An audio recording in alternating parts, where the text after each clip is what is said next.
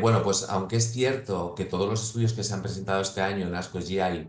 sinceramente no creo que ninguno vaya a suponer un cambio en la práctica habitual en el tratamiento de nuestros pacientes, sí que es verdad que me ha parecido muy interesante el análisis final de los datos del estudio ASPEN-06.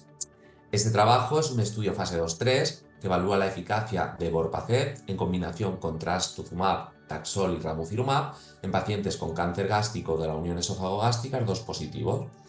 Evorpacept es un inhibidor de CD47 que está presente en las células tumorales y que se une a la proteína SIRP-alfa que está presente en los macrófagos y en las células dendríticas. Entonces, como al unirse a CD47 bloquea la señal y permite que los macrófagos y otras células inmunitarias reconozcan y favorezcan a las células tumorales. Además, de forma paralela se ha observado sinergia con otros agentes antitumorales como por ejemplo el trastuzumab. En este ASCO GI se han presentado los datos del estudio fase 2, en el cual incluían pacientes con cáncer gástrico y de la unión esófago-gástrica HER2 positivo que habían progresado al menos a una terapia previa anti-HER2. Es interesante que se podían incluir pacientes en segundas y en terceras líneas y que además permitían el uso de trastuzumab deruxtecan previo y la inmunoterapia también la permitían de forma, o sea, también previamente. Se incluyeron un total de 127 pacientes y se permitía la inclusión de pacientes sin biopsia confirmatoria de HER2 a la progresión. Únicamente 48 pacientes tenían biopsia fresca en el momento de la inclusión.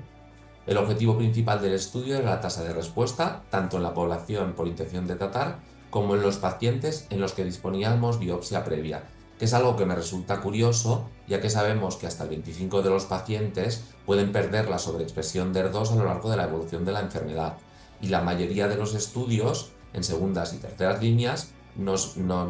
obligan a confirmar que el tumor sigue siendo HER2 positivo.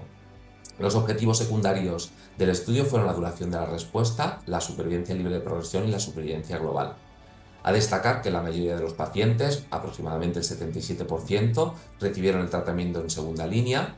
que como he dicho, solamente el 34,9% de los pacientes tenían biopsia fresca al inicio del tratamiento para confirmar el HER2, pero, importante también, se evaluó el HER2 por biopsia líquida, siendo positivo en el 68,3% de la población.